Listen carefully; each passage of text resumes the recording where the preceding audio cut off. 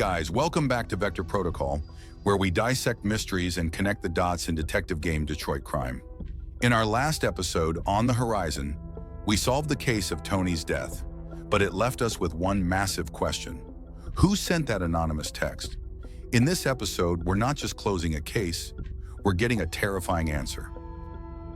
As usual, if you enjoy what you're watching, then hit that like button and subscribe to my YouTube channel for more gaming analysis content like this. Also, comment down below on what other games you want me to play and give my opinion on it. So without further ado, let's jump right into it.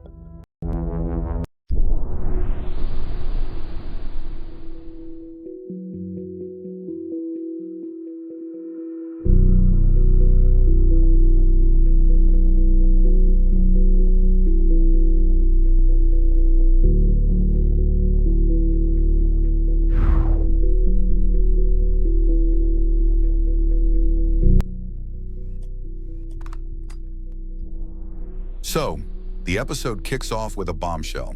As Damon arrives at the station, where Adrian reveals the huge news, Marco, Tony's brother, is going to testify against Stefano. Now, if you don't know Stefano, here's a little basic bit you need to know. He's a mafia captain from the Zerilli family, and Damon was on him for months but couldn't arrest him due to lack of evidence against him. So that is the basic part you need to know about Stefano. And also, if you haven't already checked out Season 1 of Detective Game, Detroit Crime, then I will leave the playlist link in the description down below. Right back to the scene, the police had already arrested him. On the surface, it's a massive victory. But as a veteran detective Damon was, something just felt wrong. For months, he's been trying to catch Stefano ever since he investigated that warehouse raid in Season 1. Damon knows he's a calculating mafia captain, and a victory this easy seemed like a setup. Damon asked Adrian what Marco knew, and he confirmed his suspicion. Marco had witnessed Stefano kill Daniel, the warehouse manager, in the forest. Damon remembered that case perfectly. He was the one who gave Daniel's jacket to the K9 unit, which led us to his body in the forest. This wasn't just a new lead. It was a ghost from Damon's past returning to haunt him. It left him with a burning question. If Stefano is behind bars, who is the real puppet master pulling the strings? Did he also kill Marco's brother Tony through Riker? Damon started to grow more and more skeptical and alerted. Damon then told Adrian about the anonymous text he had received right before Adrian's call, which made him terrified. He warned Damon that it was a dangerous path and tried to stop him, to make him see the risk.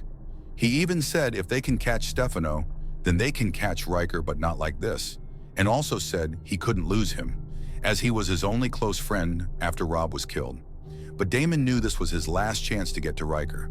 As he told him, if they don't go for it now, he might as well just sit back and die there just thinking about it. At first, Adrian was shocked hearing this, but later he was convinced that he will support his decision, even if it meant doing it, without telling the chief about the threat which they later decided.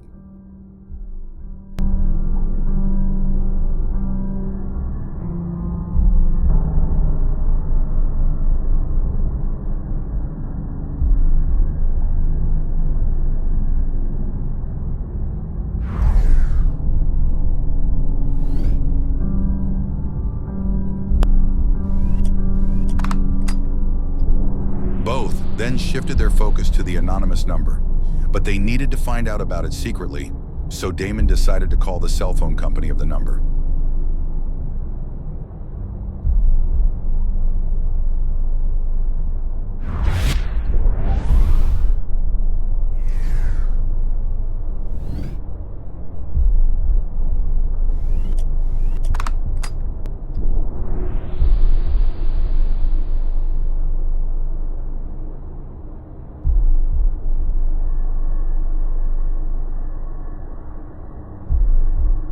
After some clever work and searching through the database, Adrian found the phone company AT&T, but with so many branches, they were at a dead end.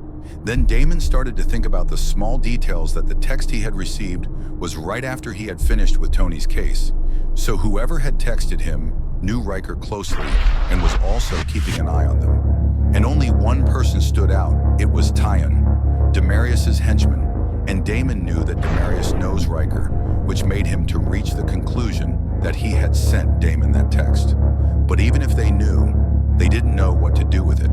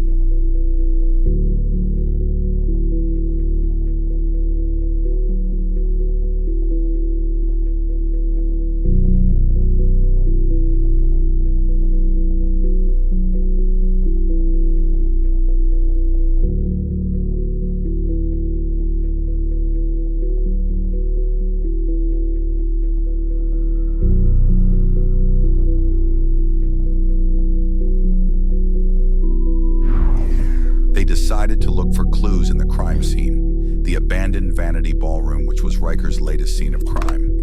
The investigation there was frustrating. They couldn't find any clues, and Tony and Riker were nowhere to be seen on cameras.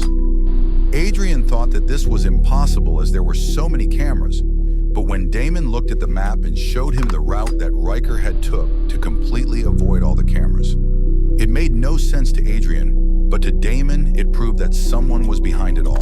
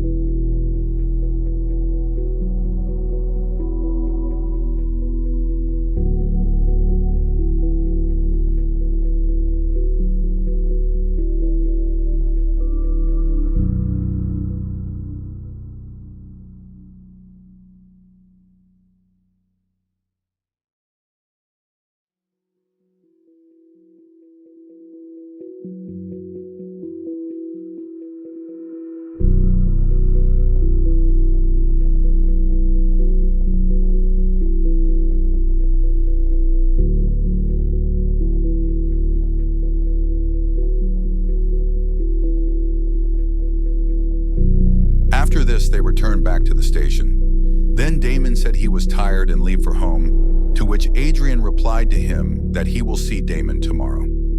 After 10 minutes of driving to home, he stopped his car at a side and couldn't stop thinking about Riker's path and how he knew exactly what path to take to dodge every camera. Then his phone buzzed, an unknown number. He cautiously picked it up, but the call ended. Instead, new text came in. The message was from Demarius, and it wasn't a threat. It said, "It's over for him. Carmelo was going to kill him." The episode ended there, leaving him with a final, chilling threat, not for Damon, but for the man who sent him the warning. It left Damon with a new question: who is Carmelo? And what does he want with Demarius? And why is Demarius scared off him? Is Carmelo a bigger picture in this case, or just a distraction for him? The plot is unraveling, and the truth is even stranger than we thought. The season finale is next, and believe me, it will change everything. So that'll be it for this episode closing in. If you're a high IQ detective who wants to follow this case to the very end, or maybe wants to become one, then make sure to like this video and subscribe to Vector Protocol, and also turn on the notification bell for more content like this. Let me know in the comments what you think will happen in the finale. Until then, guys, I'll see you in the Season 2 finale of Detective Game, Detroit Crime, where it's do or die. See you later.